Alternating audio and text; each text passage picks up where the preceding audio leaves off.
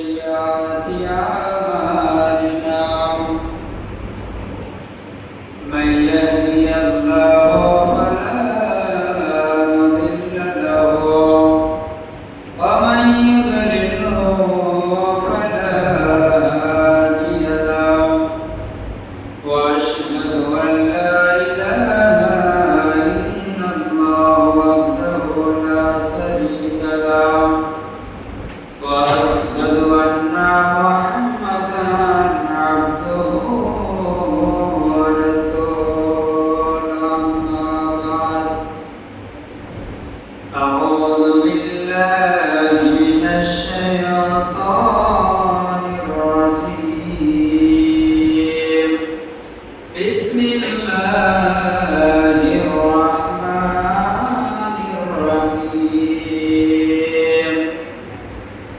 إن الله وملائكته يصلون على النبي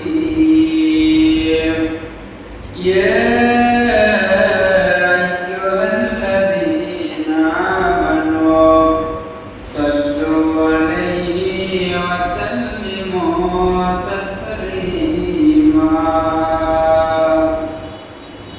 اللهم صل على محمد وعلى آل محمد كما صليت على إبراهيم وعلى آل إبراهيم إنك حميد مجيد اللهم بارك على محمد وعلى آل محمد كما باركت على إبراهيم وعلى آل إبراهيم إنك حميد مجيد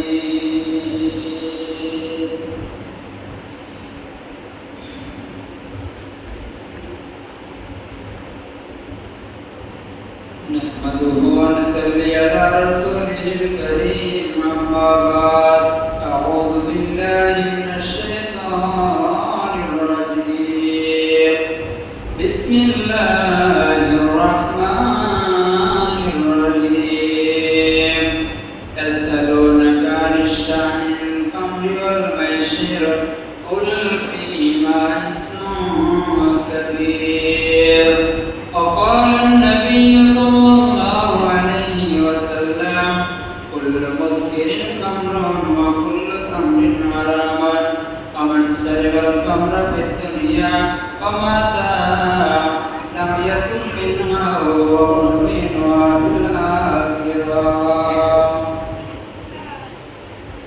هاي هاي مسلمان هاي هاي مسلمان করলি রে বদনাম মাথায় টুপি মুখে দাঁড়িয়ে আর জর্দা দিয়ে পান হায় হায় রে মুসলমান তোরা নামাজ ছাড়লি রোজা ছাড়লি মসজিদ দোতলা করলি মসজিদে আজান হলো না হায় হায় রে মুসলমান করলি রে বদনাম মাথায় টুপি মুখে দাঁড়িয়ে জর্দা দিয়ে পান মাদ্রাসার বেলায় ফকির সাজলি গানের দলে টাকা দিলি মাদ্রাসার বেলায় ফকির সাজলি গানের দলে টাকা দিলি শয়তান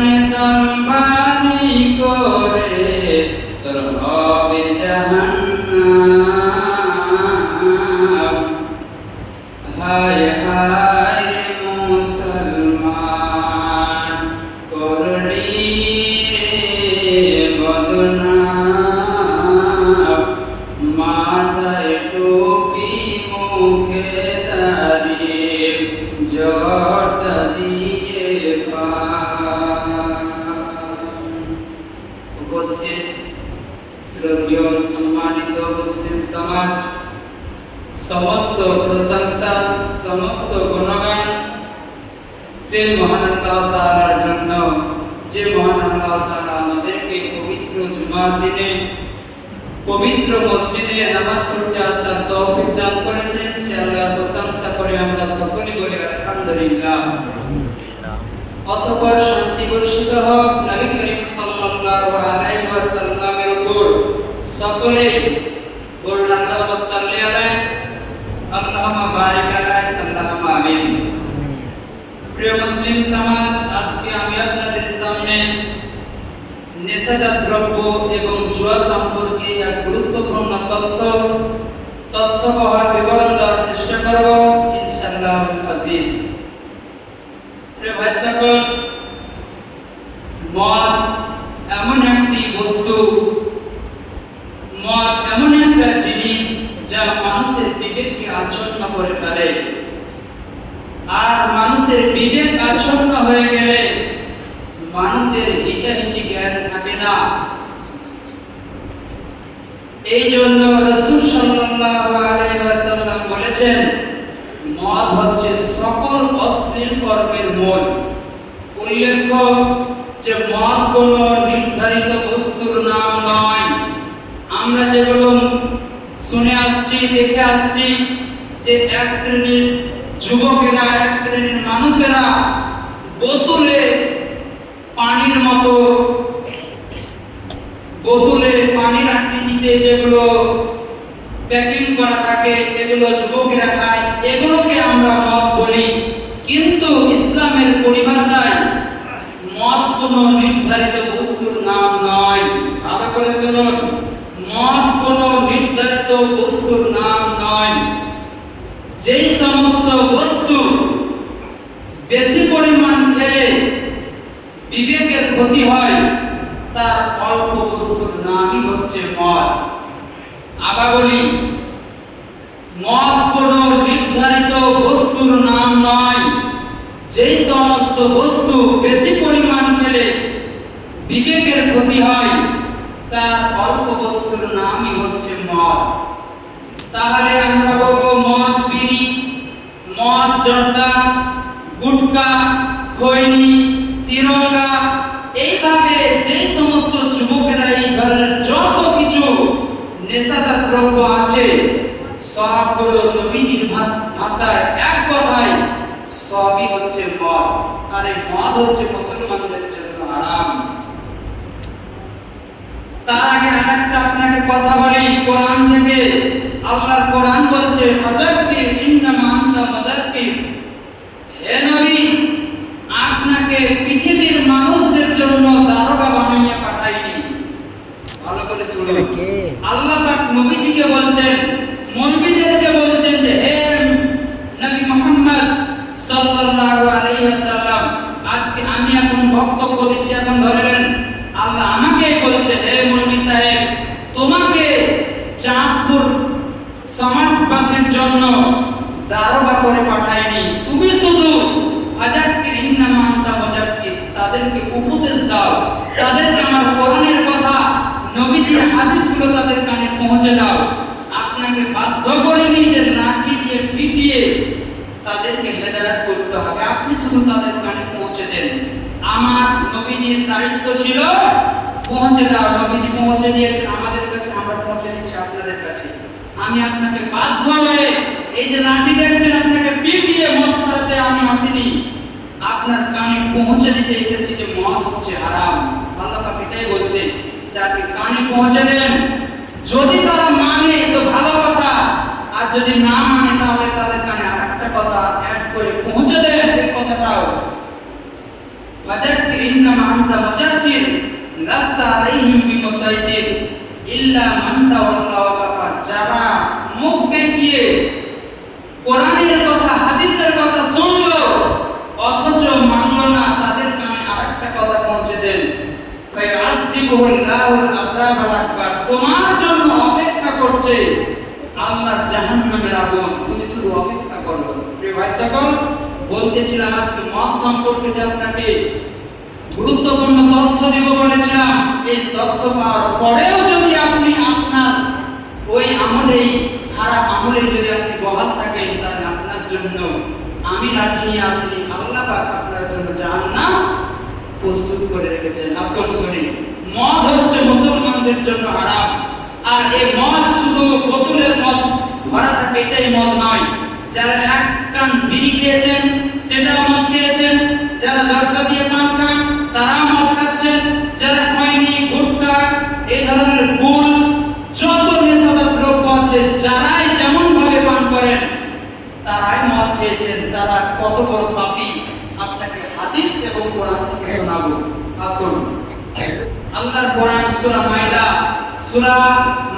90 থেকে 91 নম্বর আয়াত আল্লাহ পাক বলছেন, ইয়া আইয়ুহাল্লাযীনা আমানু ইন্নামাল খামরু ওয়াল মাইসির ওয়াল আনসাবু ওয়াল আসলাম রিজসুম মিন আমালিস শাইতান ফাসতানিবুহু লাআল্লাকুম তুফলিহুন।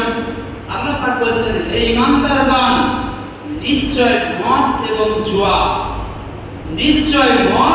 জুয়া প্রতিমা এবং ভাগ্য নির্ধারক সবসমূহ শয়তানের অপবিত্র কর্ম।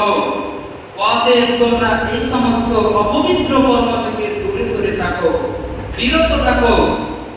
ইন্নামা ইউরিদুস শাইতান আইয়ুকিয়া বাইনাকুমুল আদাওয়াতা ওয়াল বাগযা ফিল খাম ওয়াল মাইসির। আল্লাহ পাক বলছেন, নিশ্চয় শয়তান তোমাদের মাঝে মদ এবং জুয়ার মাধ্যমে বিদ্বেষ সঞ্চারিত করতে চায় এবং আল্লাহর জিকির আর নামাজ থেকে তোমাদেরকে বিরত রাখতে চায়। তাহলে কি তোমরা, আল্লাহ পাক বলছেন, তাহলে কি তোমরা শয়তানের ওয়াসওয়াসায় পড়ে, শয়তানের খপ্পরে পড়ে তোমরা কি আল্লাহর জিকির থেকে বিরত থাকবে? তোমরা কি আল্লাহর নামাজ পড়া থেকে বিরত থাকবে? এটা আল্লাহ পাক ঘোষণা করলেন। এই আয়াতে আল্লাহ রাব্বুল আলামিন কয়েকটি অশ্লীল কর্মকে হারাম বলে ঘোষণা করলেন। এক নম্বরে বললেন নেশাদার দ্রব্য, যা পাপের মূল। 2 নম্বর জুয়া, যা মানুষকে সামাজিক ও আর্থিকভাবে অপদস্থ করে। 3 নম্বর পীর দরবেশ মুফতির আস্তানা, যা করা শিরক। 4 নম্বর লটারি, যারা লটারিতে অংশগ্রহণ করে এরাও আল্লাহর সঙ্গে শিরক করে। যারা কোন গণকের কাছে গিয়ে হাত দেখায় এরাও আল্লাহর সঙ্গে শিরক করে। প্রিয় ভাই সকল, তাহলে মদ হারাম, জুয়া হারাম, এই আয়াত থেকে আমরা বুঝতে পারলাম। আসুন আরেকটা কোরআনের আয়াত আল্লাহ পাক কি বলছে দেখুন, ইয়াসআলুনাকা আনিল খামরি ওয়াল মাইসির কুল ফীহিমা ইসমুন কাবীর। হে নবী, মানুষেরা আপনাকে প্রশ্ন করে মদ এবং জুয়া সম্পর্কে, আপনি আপনার উম্মতদেরকে, পৃথিবীর মানুষদেরকে বলে দেন মদ এবং জুয়া উভয়ই হচ্ছে কাবিরা গুনাহ। পৃথিবীর বুকে এমন দুটি পাপ আছে যেটা না করে আপনি পাপী হয়ে যাবেন। পৃথিবীর বুকে এমন দুটি আশ্চর্য পাপ রয়েছে যেটা মানুষ না করলেও পাপী হয়ে যায়। তার মধ্যে 1 নম্বর হলো জুয়া। আপনি যদি আমাকে বলেন যে চলেন মৌলভী সাহেব আমরা জুয়া খেলবো, আপনি খেলেননি, শুধু আমাকে বললেন যে চলো ভাই জুয়া খেলি, চলো আমরা তাস খেলি, চলো আমরা লুডো খেলি, চলো আমরা ক্যারাম খেলি, এইভাবে আপনি শুধু মুখে আমাকে আহ্বান করলেন যে চলেন ভাই আমরা খেলি, আমরা জুয়া খেলি। এই কথাটা যদি কেউ বলে, নবীজি বলছেন ও জুয়া না খেলেনি, শুধু মুখে বলেছে, এর কারণে এই ব্যক্তিকে কাফারা দিতে হবে। কি কাফারা দিতে হবে? পরস্পর 10 দিন তাকে সোয়া কেজি করে চাউল তাকে আল্লাহর রাস্তায় দান করতে হবে। প্রিয় ভাই সকল, একটা মুখে বাক্য উচ্চারণ করার জন্য কেউ জুয়া খেলেনি।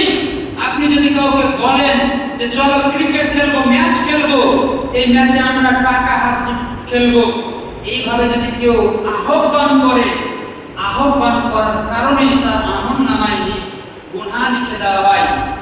এই গুনাহটা মোচন করার জন্য তাকে 10 দিন সোয়া কেজি করে চাউল আল্লাহর রাস্তায় দান করতে হবে। এটা হচ্ছে তার কাফারা।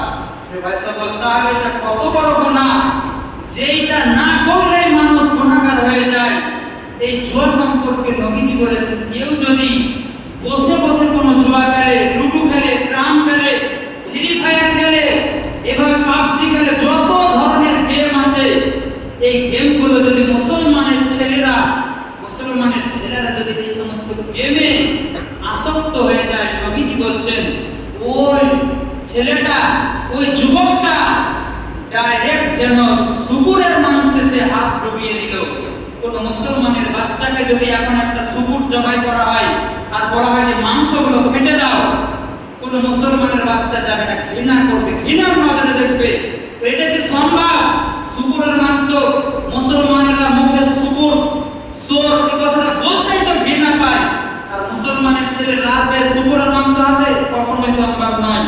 অথচ ওই ছেলেটাই রাত দিন গেম খেলছে, এরকম ধরনের বাজে কথা আজকে আমাদের যুবক সমাজ, আজকে আমাদের ছেলেরা অথচ খেলছে, অথচ তাদের বাবা আছে, একদিনের জন্য নিষেধ করে না।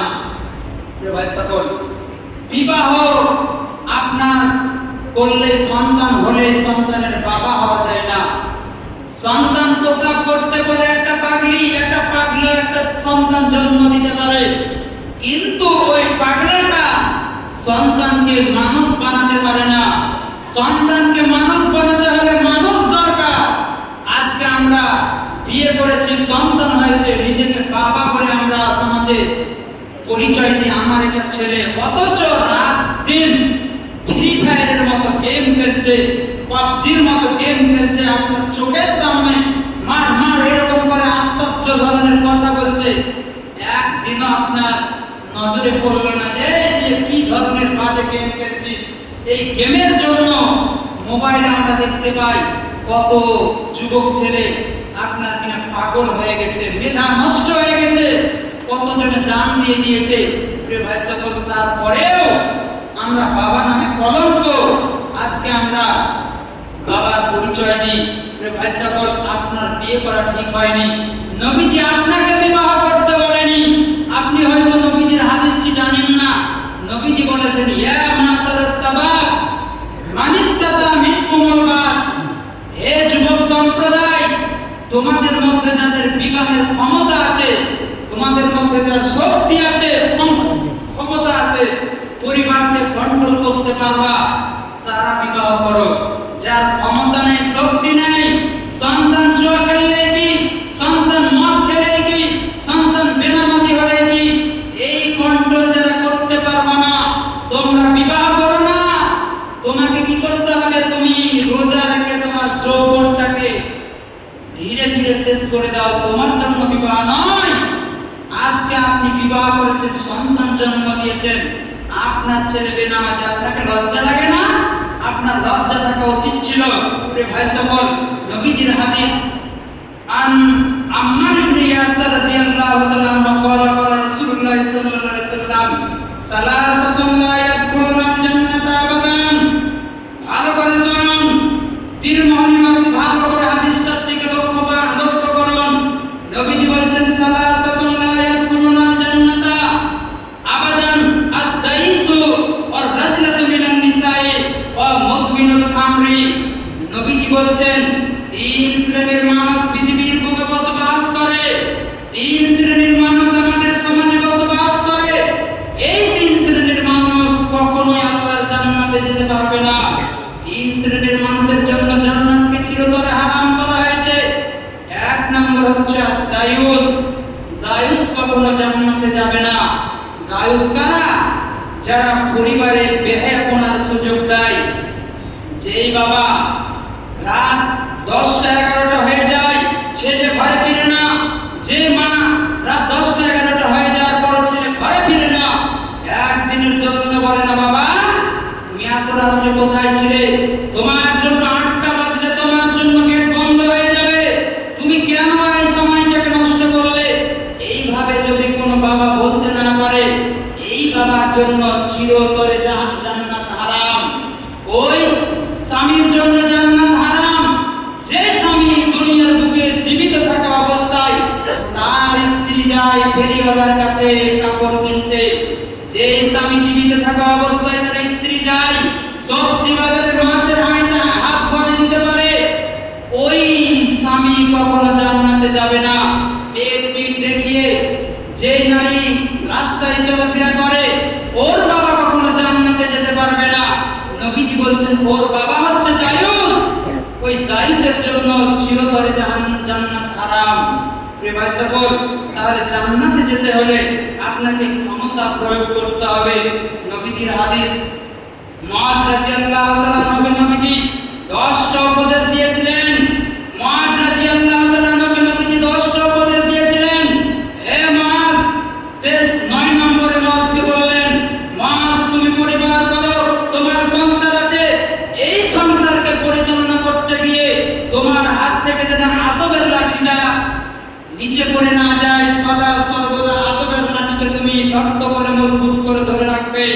তোমার ছেলেকে প্রয়োজনে মারতে হতে পারে, তোমার স্ত্রী বেহায়াপনা হয় যদি সমাজে ঘোরাফেরি করে, তোমার যুবতী নারী, তোমার যুবতী মেয়ে যদি বিশ্ববিদ্যালয় কলেজ বাইরে বেটে যায়, মাথায় কোনো কাপড় নেই, আপনার বুকে কোনো কাপড় নেই, বেহায়া অর্ধ নগ্ন হয়ে যদি আপনার মেয়ে কোনো টিউশনে যায়, মসজিদে আসে, আপনার বিভিন্ন রাস্তায় যদি চলাফেরা করে, ওই বাবা কোনোদিন জান্নাতে যাবে না। আমার কথা নয়, নবীজি বলছেন না দায়ুসুল ইয়াদখুলুল জান্নাতা, ওই ধরনের দায়ুস কোনোদিন জান্নাতে যাবে না। আপনি কি ভাবলেন মসজিদের আপনি কমিটি, আপনি তাহাজ্জুদ পড়েন, আপনি হজ করে এসেছেন, আপনার ডিগ্রি আছে, আপনি মৌলবি পাস, আপনার জন্য জান্নাত নয়। আপনি তো দায়ুস, আপনার জন্য জান্নাত চিরতরে আরাম। জান্নাতে যদি যেতে হয় আপনার পরিবারকে কন্ট্রোল করতে হবে। আপনি থাকতে কেন আপনার স্ত্রী বাজারে যাবে? আপনি থাকতে আপনার স্ত্রী বাজারে যাবে। আপনি তাহলে মরে গেছেন এটা সমাজে প্রচার করে দেন, তারপরে যদি যায় আপনার গুনাহ হবে না। আপনি বেঁচে থাকাকালীন অবশ্যই আপনার স্ত্রীকে, আপনার পরিবারকে, আপনার ছেলেকে আপনার চোখের সামনে যখন ওই মান করে যখন আওয়াজ করে, আপনি একটা লাঠি নিয়ে তার একটা পিঠে মারুন। কাকে এই ধরনের বাক্য বলছিস?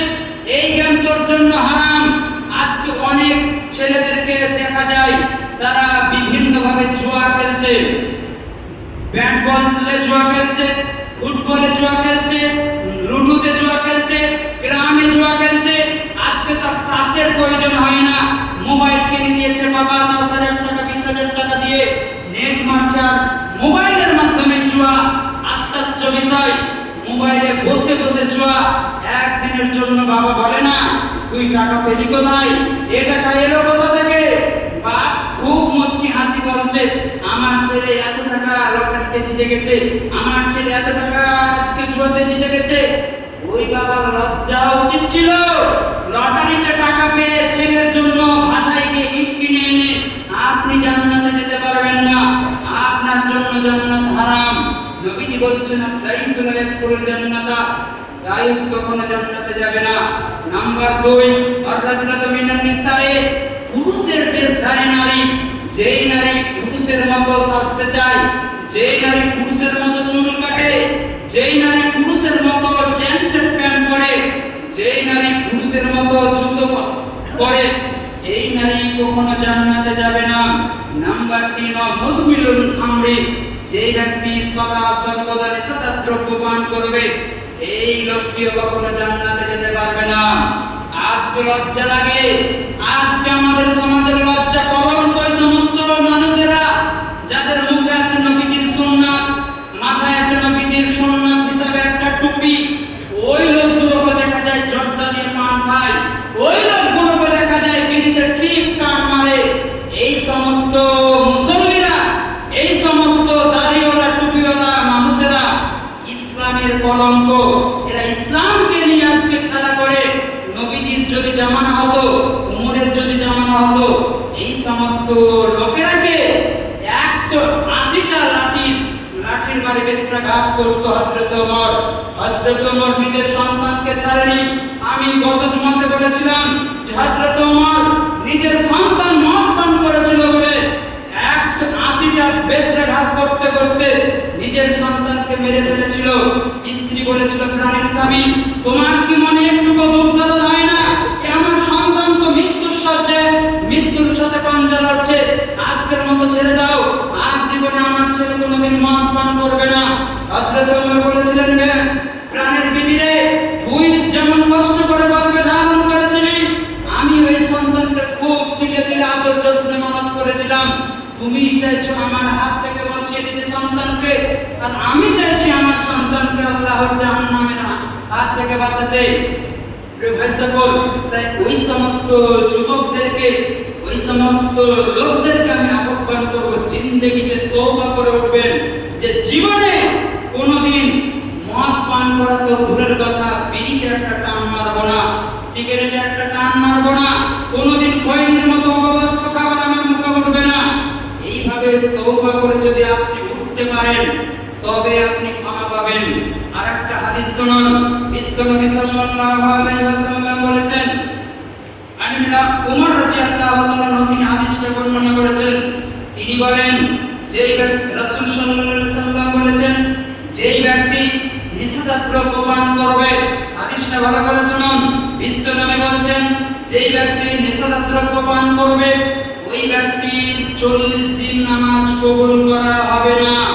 যেই ব্যক্তি একটা বিড়িতে টান মারবে, যেই ব্যক্তি একটা খনি নিয়ে এইভাবে ফাটতে ফাটতে মুখে ভরে নিয়ে নামাজে আসবে, এই লোকটার 40 দিন নামাজ কবুল করা হবে না। যদি এই অবস্থায় মারা যায় জাহান্নামে যাবে। তওবা করলে আল্লাহ তার তওবা কবুল করবেন। আবার যদি সে একটা বিড়িতে টান মেরে দেয়, আবার 40 দিন নামাজ কবুল হবে না। এই অবস্থায় মরলে জাহান্নামে যাবে। তওবা করলে তার তওবা আল্লাহ তার তওবা কবুল করবেন। দ্বিতীয়বার যদি আবার সে মদ পান করে, আল্লাহ পাক তার আবার 40 দিন নামাজ কবুল করবে না। এই অবস্থায় মরলে জাহান্নামে যাবে। তওবা করলে আল্লাহ তাকে ক্ষমা করবেন।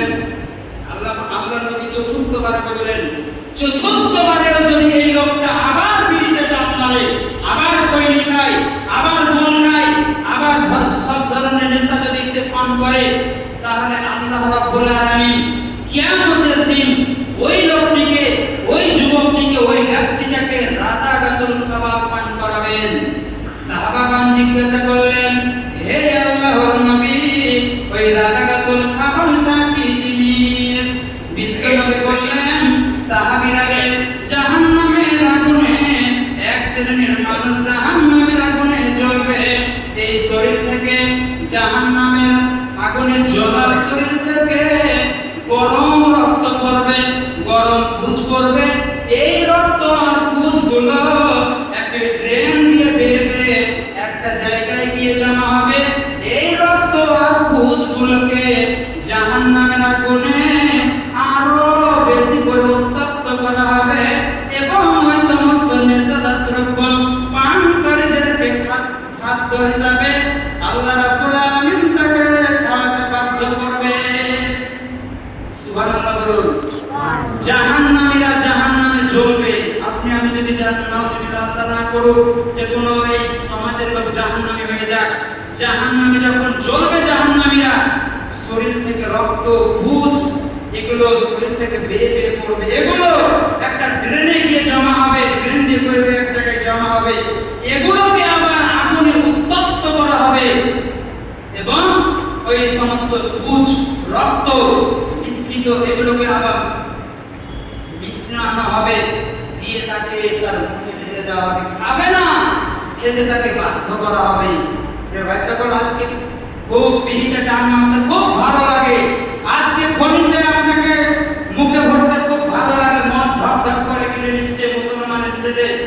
ভাই সকল, পুঁজ খাওয়ার জন্য অপেক্ষা করুন। পুঁজ অবশ্যই খাওয়াবে আল্লাহ তাআলা। আল্লাহ রাব্বুল আলামিন আপনাকে কিয়ামতের দিন, কথায় কথা চলে আসে, একটা হাদিস থেকে আরেকটা হাদিস মাথায় ভাসছে।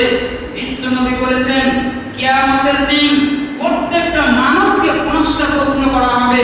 কিয়ামতের দিন প্রত্যেকটা মানুষকে 5টা প্রশ্ন করা হবে। যতক্ষণ আদম সন্তান ওই 5টা প্রশ্নের উত্তর দিতে না পারবে, একটা আদমের বাচ্চাকে, একটা আদমের ছেলে মেয়েকে ওই কিয়ামতের মাঠে এক জায়গাতেই দাঁড় করিয়ে দেওয়া হবে। একটা পা তুলে যে সামনে এক পা আগাবে, এই ক্ষমতা কোনো আদম সন্তানের হবে না। প্রিয় ভাই সাহেব, তার মধ্যে 4 নম্বর প্রশ্নটা হবে, তোমাকে যে আমি 1 কোটি টাকার সম্পত্তি দিয়েছিলাম, 1 লাখ টাকা সম্পত্তি দিয়েছিলাম, এই টাকাটা তুমি কোন কাজে খরচ করেছো? তখন কি বলবা? আল্লাহ 5 টাকার বিড়ি কিনেছিলাম, 10 টাকার খনি কিনেছিলাম, মদ কিনেছিলাম 100 টাকা। এই উত্তর যখন আপনি দিবেন, আপনাকে কি জামায় আদর করা হবে নাকি? ভাই সাহেব, সেদিন আপনি অবাক হয়ে যাবেন, আজকে হলোটা কি, করলামটা কি, করেছিলাম কি? সেদিন যদি মৌলবীদের কথা শুনতাম, আজকে আমার এই করুণ অবস্থা হতো না। আপনাকে আমি সময়ের জন্য, সময়ের অভাবে বুঝাতে পারলাম না হাদিসটা কত জটিল, হাদিসটা কত কঠিন। আবার সামনে জুমাতে এই মদ সম্পর্কে আলোচনা করব। আপনাকে অনুরোধ করব, কেউ ভাবিয়েন না যে শুধু বোতলেরটাই মদ। আল্লাহর নবীর ভাষায় কুল্লু মুসকিরিন খামরুন ওয়া কুল্লু খামরিন হারামুন ওয়া মান সারিবাল খামরা ফিদ দুনিয়া ওয়া মা তালামিয়াতু মিনহা ওয়া হুয়া মুদমিনু ফিল আখিরাহ। নবীজি বলছেন, সব ধরনের নেশাদার দ্রব্যই হচ্ছে মদ, সব ধরনের নেশাদার দ্রব্যই হচ্ছে মদ, সব ধরনের নেশাদার দ্রব্যই হচ্ছে মদ, আর সব ধরনের মদই হচ্ছে হারাম। যে ব্যক্তি নেশাদার দ্রব্য পান করবে, তওবাবিহীন অবস্থায় মারা যাবে, ওই লোকটি পরকালে সুস্বাদু পানি পান করতে পাবে না। ভাই সাহেব, তাহলে তারা যদি বিড়ি খায়, জর্দা খায়, গুল খায়, গুটকা খায়, এই ধরনের সমস্ত নেশাদার দ্রব্য আছে, এগুলোর মধ্যে কেউ যদি একটা খায়, এই লোকটা যদি অবস্থায় মারা যায়, তাহলে পরকালে পানির জন্য হাহাকার করবে, তাকে পানি দেওয়া হবে না, সুস্বাদু পানি সে পান করতে পাবে না। পান করবে কি? রক্ত পুজ মিশ্রিত গরম তরল পদার্থ, যেটা খাওয়ার উপযোগী মানুষের নয়, অথচ সেদিন আপনাকে খাওয়াতে বাধ্য করা হবে, সেদিন আপনার উপায় থাকবে না। আসুন, সামনে জুমাতে আবার আমি মদ সম্পর্কেই বলবো, যেহেতু সময় আজকে শেষ হয়ে গেছে। আপনাকে অনুরোধ করব, সময়ের মূল্যায়ন করুন। আল্লাহ আপনাকে সময় দিয়েছে, এই সময়ের মূল্যায়ন যদি আপনি না করেন, সেদিন বুঝবেন যে সময় কাকে বলে। যেদিন আপনি আল্লাহর সামনে দাঁড়াবেন, সেদিন আপনাকে সময় সম্পর্কে জিজ্ঞাসা করা হবে। আসুন, 5 ওয়াক্তের নামাজি যারা আছেন, জিন্দেগিতে গোল গুটকা, খৈনি, বিড়ি এই ধরনের খাবার মুখে তুলবেন না।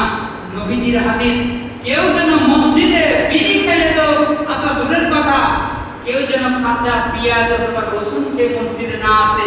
কেন? তার পাশে যে ভাই আছে, সেও নামাজে দাঁড়াচ্ছে, সেও দাঁড়াচ্ছে, তাহলে তার পাশের ভাই কষ্ট পাবে। তাহলে একটা কাঁচা পেঁয়াজ, যেটা হালাল খাদ্য, সেটা মসজিদে খেতে নিষেধ করেছেন, খেতে বাড়ি থেকে খেয়ে আসতে নিষেধ করেছে, যাতে অপর কোনো ব্যক্তির ডিস্টার্ব না হয়। আজকে রাত দিন আপনি মদ পান করেন, আপনি এই নোংরা মুখ নিয়ে স্ত্রীর কাছে যান কি করে? এই নোংরা মুখ নিয়ে আপনি সমাজের সঙ্গে কথা বলেন কি করে? আপনার তো লজ্জা থাকা উচিত। আপনাকে আর কি করে বললেন?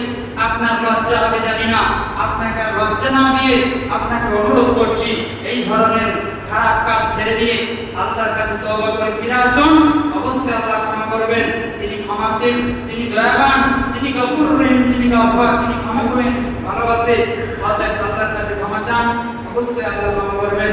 পরিশেষে আল্লাহর নিকট প্রার্থনা করি, হে আল্লাহ, আমাদের সমাজের যে সমস্ত যুবকেরা গেমে, জুয়াতে, তাসে, মদে, নারীতে যারা ব্যস্ত হয়ে আছে, আল্লাহ তুমি তাদেরকে হেদায়েত দাও। সকলে বলুন আমিন।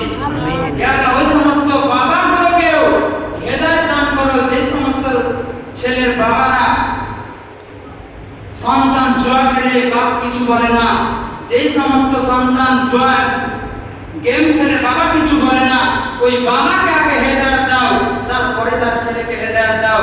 তাহলে তারা দুজনেই সোনালী মানুষে পরিণত হয়ে যাবে। আল্লাহ সে তৌফিক দান করো। আমিন। আল্লাহুম্মা সাল্লি আলা মুহাম্মাদিন ওয়া আলা আলি মুহাম্মাদ কামা সাল্লাইতা আলা ইব্রাহিম ওয়া আলা আলি ইব্রাহিম ইন্নাকা হামিদুম মাজিদ। আল্লাহুম্মা বারিক আলা মুহাম্মাদিন ওয়া আলা আলি মুহাম্মাদ কামা বারাকতা আলা ইব্রাহিম ওয়া আলা আলি ইব্রাহিম ইন্নাকা হামিদুম মাজিদ। ربنا تقبل منا انك انت السميع العليم وتب علينا انك انت التواب الرحيم واخر الحمد لله رب العالمين. السلام عليكم